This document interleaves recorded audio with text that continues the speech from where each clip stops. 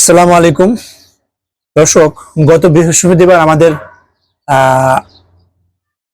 মাঝ থেকে একটা মেয়ে ধর্ষণের শিকার হয়ে মারা গেছে। নাম আসিয়া, সবাই জানেন, মাগুরা জেলায় তার বাড়ি। ওই মেয়েটা মারা যাওয়ার তার জানাজায় শরীক হোসেন ঢাকা থেকে গিয়েছিলেন আহ জাতীয় নাগরিক পার্টির আপনার হাসানাত আব্দুল্লাহ এবং সার্জিস আলম। জাতীয় নাগরিক পার্টির মুখ্য সংগঠক দক্ষিণ অঞ্চলের হাসনাত আব্দুল্লাহ এবং উত্তর অঞ্চলের মুখ্য সংগঠক সার্জিস আলম। তখন ওই জানাজা চলাকালীন লাইভে একটা মেয়ে সাংবাদিক আপনার হাসনাত এবং সার্জিসকে গালি দিয়েছে। তো এই গালি আবার ফেসবুক সোশ্যাল মিডিয়ায় ভাইরাল হয়েছে। এই পরিপ্রেক্ষিতে আপনার ওই সাংবাদিক মেয়েটার চাকরি চলে যায়। এটা কর্তৃপক্ষ ব্যবস্থা নিচ্ছে যে প্রকাশ্যে ভাবে লাইভে একটা মেয়ে, এমন একজন 24-এর অভ্যুত্থানের একজন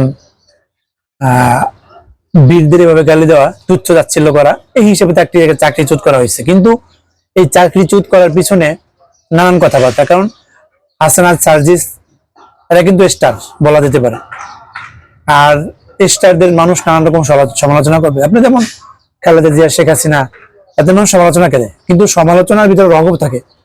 কিন্তু লাইভে গিয়ে লক্ষ লক্ষ মানুষের মধ্যে গিয়ে গালি দেওয়া এক জিনিস, সমালোচনা করা এক জিনিস। যাক, তারপরেও ব্যাপারটা হাসানাত সার্জিস তারা কিন্তু আপনার সমালোচনার ভিতরে নিয়েছে যে হ্যাঁ, মানুষ সমালোচনা করবে, আলোচনা করবে, এটা তাদের ব্যক্তি স্বাধীনতা।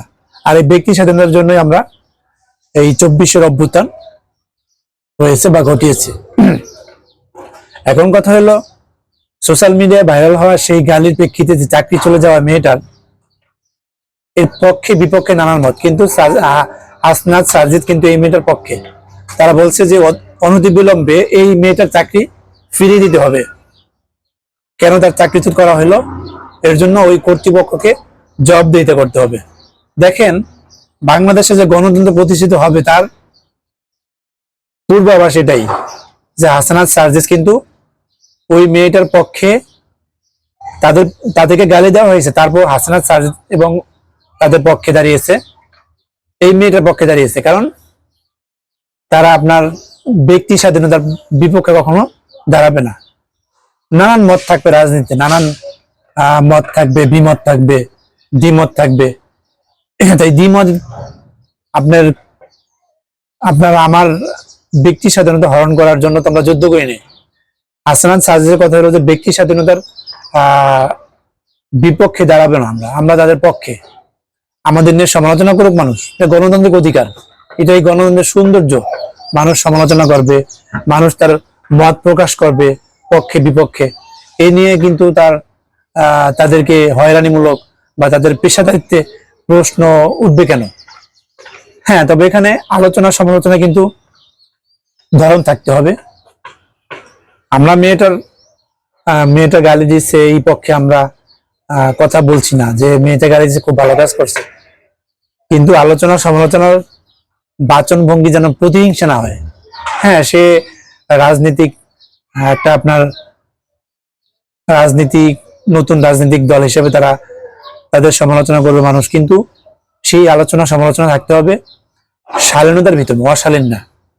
তাদেরকে গালি দেবে, তাদেরকে সমালোচনা করবে, কিন্তু এটা হইতে হবে আপনার মানুষের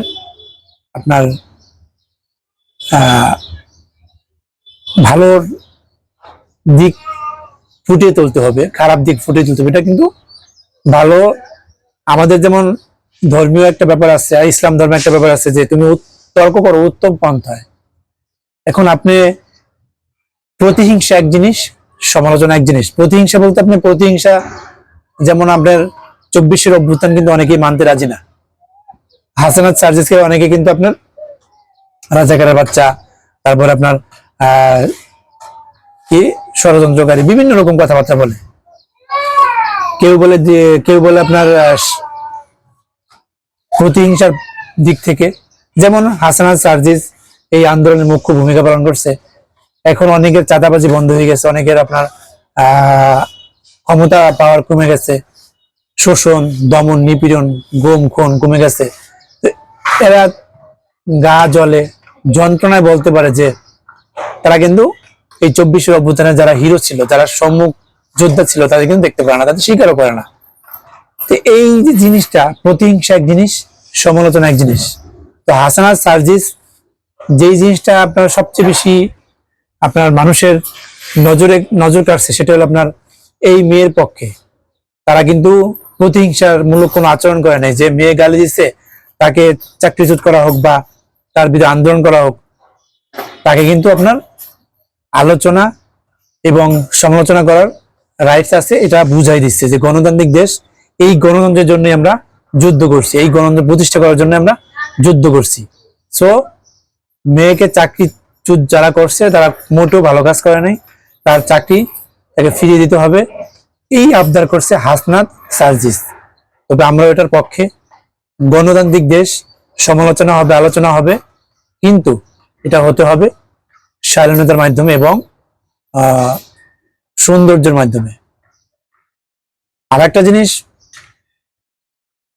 হাসনাত সার্জিসকে যারা মানতে পারে না, যারা 24 অভ্যুত্থানকে স্বীকার করে না, তাদের বিষয়ে বলবো যে আপনারা সমালোচনা করেন, আপনারা সমালোচনা করবেন, সেই সমালোচনা জানি মানুষের ক্ষতির কারণ না হয়, আপনার সমালোচনা জানি মানুষের উপকার হয়, দেশ এবং জাতির কল্যাণে কাজে লাগে। আল্লাহ হাফেজ, আসসালামু আলাইকুম।